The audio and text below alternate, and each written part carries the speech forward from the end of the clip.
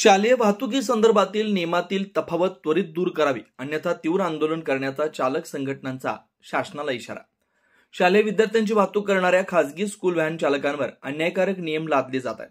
शासनाच्या 2011च्या शालेय वाहतूक धोरणातील विसंगतीमुळे त्यांच्यावर आर्थिक आणि मानसिक ताण निर्माण झालाय।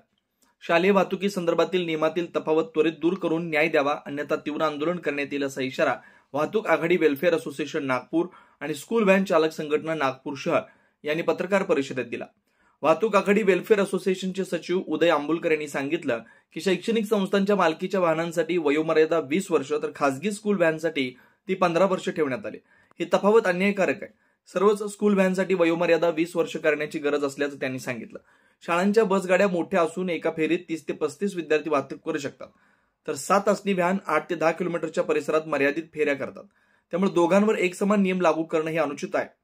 रोड टॅक्सच्या बाबतीतही अन्याय होतोय। शाळांच्या बस गाड्यांवर प्रति सीट 4200 रुपये आकारले जातात, तर 7 असणी खासगी व्हॅन चालकांना प्रति विद्यार्थी 7000 रुपये भरावे लागतात। या संदर्भात शासनानं कर रचना सुलभ करून एकसूत्रीय पद्धत लागू करावी अशी मागणी संघटनांनी केली।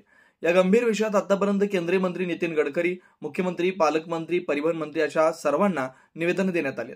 शासन मागण्यांकडे दुर्लक्ष करतंय। या मागण्या त्वरित मान्य न झाल्यास तीव्र आंदोलन करण्यात येईल।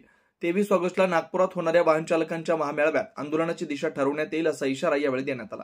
कॅमेरामॅन सचिनसह सनी भोंगाडे, शंखनाद न्यूज, नागपूर। हे सर्व प्रश्न आम्ही शासन दरबारी पोहोचवण्याचा प्रयत्न केलेला आहे, पण याची दखल आजपर्यंत कोणी घेतलेली नाही। 8 मेला ज्यावेळेला माननीय परिवहन मंत्री प्रताप सरनाईक यांच्यासोबत आमची बैठक झाली होती मुंबईला, त्यावेळेला सुद्धा त्यांना आम्ही आमच्या संपूर्ण प्रश्नांचा उलगडा त्यांच्यासमोर केला होता। त्यांनी आम्हाला आश्वासन दिलं होतं की यावर नक्की आम्ही ठोस कारवाई करू म्हणून। पण त्याचा परिणाम असा झाला की ठोस कारवाई म्हणजे काय झालं की त्यानंतर म्हणजे नागपुरात संपूर्ण महाराष्ट्रामध्ये ज्या स्कूल व्हॅन गव्हर्नमेंट ऑथराइज आहेत त्यांच्यावर फक्त कारवाई करण्यात आलेली आहे, तिथे कडक कारवाई करण्यात आलेली आहे। त्यामुळे शासनाला म्हणणं फक्त विनंती एवढीच आहे की हा जो आपला रोजगार वाचवण्याकरता आम्हाला सहकार्य करा। आणि महत्वाची गोष्ट अशी की 2011 मध्ये स्कूल बस धोरण निर्माण झालेलं आहे, स्कूल व्हॅन धोरण निर्माण झालेलं नाही। शासनाने अजूनपर्यंत गेल्या 14 वर्षांमध्ये स्कूल व्हॅनची वेगळी व्याख्या तयार केलेली नाही आहे। जे स्कूल बसचे नियम आहेत ते संपूर्ण स्कूल बसचे नियम स्कूल व्हॅनला लावण्यात आलेले आहेत। आता स्कूल बस आणि स्कूल व्हॅन मध्ये काय फरक आहे आमचे मित्र तुम्हाला सांगतील। त्यामुळे शासनाला विनंती आहे की त्यांनी स्कूल व्हॅनची परिभाषा तयार करावी, आमच्याकडे वेगळी नियमावली तयार करावी, जेणेकरून आमची व्यवस्थित होणार नाही, आमच्यावरती विनाकारण भुर्दंड बसणार नाही। म्हणून त्याच्यात व्हॅनला केंद्रीय मनुष्यबळ विकास मंत्रालयाने परमिशन दिलेली आहे। टाटा सुमो वगैरे 97 पासून ही परमिशन चालू आहे। त्याच्यात वयोमर्यादेची अट तिथल्या लोकांनी महाराष्ट्र शासनाने घातलेली आहे 2011 मध्ये। स्कूल संस्थेच्या गाड्या ज्या आहेत ज्या 30 ते 35 सीटर आहेत आणि स्कूल बस ज्या आम्हाला व्याख्येमध्ये बसवलं स्कूल व्हॅन चालकांना ते 7 सीटर आहेत। तर 7 सीटर या गाडीला फिरायला परीघ जो आहे तो 8 ते 10 किलोमीटरचा असतो आणि संस्थेच्या गाड्या 35 ते 40 सीटर असल्यामुळे त्या गाड्यांना फिरण्यासाठी 20 ते 25 किलोमीटरचा फरक लागतो। तर या सगळ्या गोष्टींमध्ये आमची गाडी फिरते कमी 365 दिवसापेक्षा आम्ही 185 दिवस शाळेत जातो।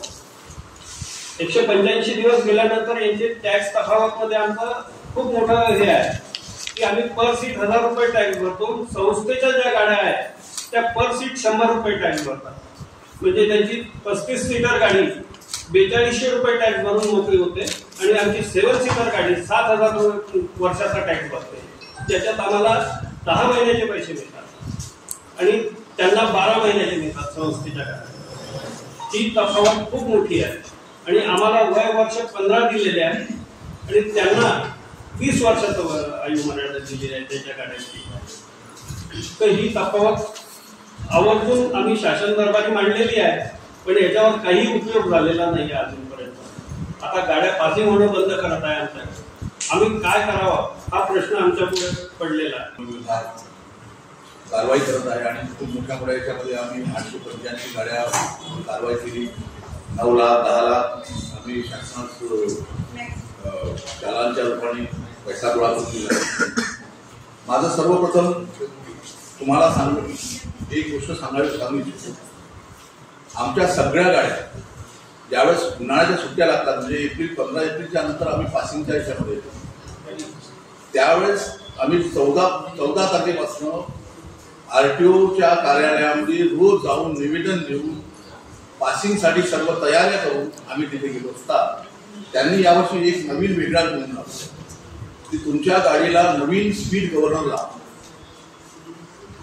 जे स्पीड गव्हर्नर चालू कंडिशन मध्ये आहे, यथास्थितीमध्ये आहे, योग नियंत्रण बरोबर करतो आहे, त्याला आम्ही वेगळं का लावावं. त्यांनी सांगितलं की हे तुमचं आता ऑनलाईन झालं आहे, याचं 16 डिजिट करायचं आहे, 16 डिजिटवाले नवीन घ्या.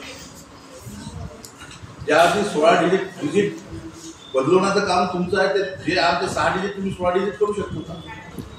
त्यांनी ते आम्हाला अमान्य केलं. आम्हाला 2 महिने सतत त्यांच्याकडे रोज आम्ही आमचे सहकारी सगळ्या संघटनांनी अफसरभाई सगळेजण आम्ही एक वेगळ्या दिवशी जाऊन त्यांना निवेदन केले की आमच्या गाड्या तरी पासिंग करा.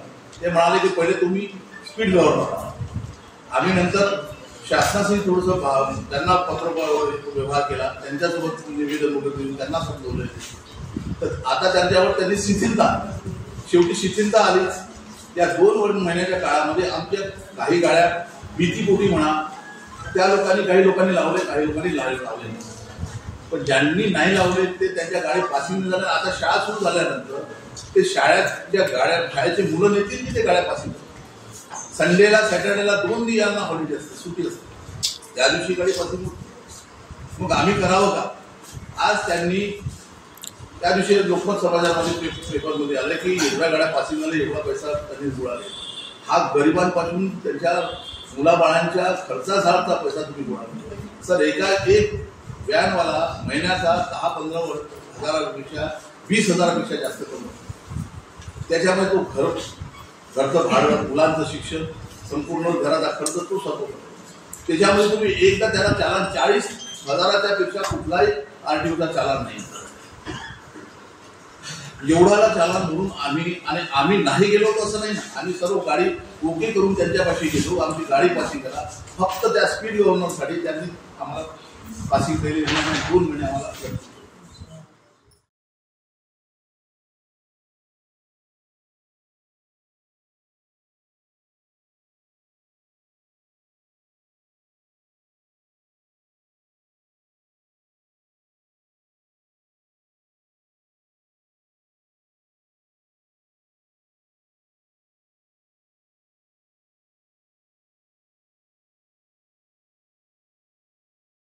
क्या आप भी चाहते हैं जटिल रोगों पर विशेष रूप से आयुर्वेदिक उपचार? तो मिलिए 77 वर्षों से आयुर्वेद सेवा में लगी हुई शिवशंकर आयुर्वेदिक एजेंसी, अनुभवी वैद्य डॉक्टर, सभी प्रसिद्ध कंपनियों की दवाइयाँ और सभी प्रकार की जड़ी बूटियों और रोग प्रतिकारक शक्ति बढ़ाने के लिए कई प्रकार की दवाइयाँ प्राप्त करने का एकमात्र विश्वसनीय स्थान।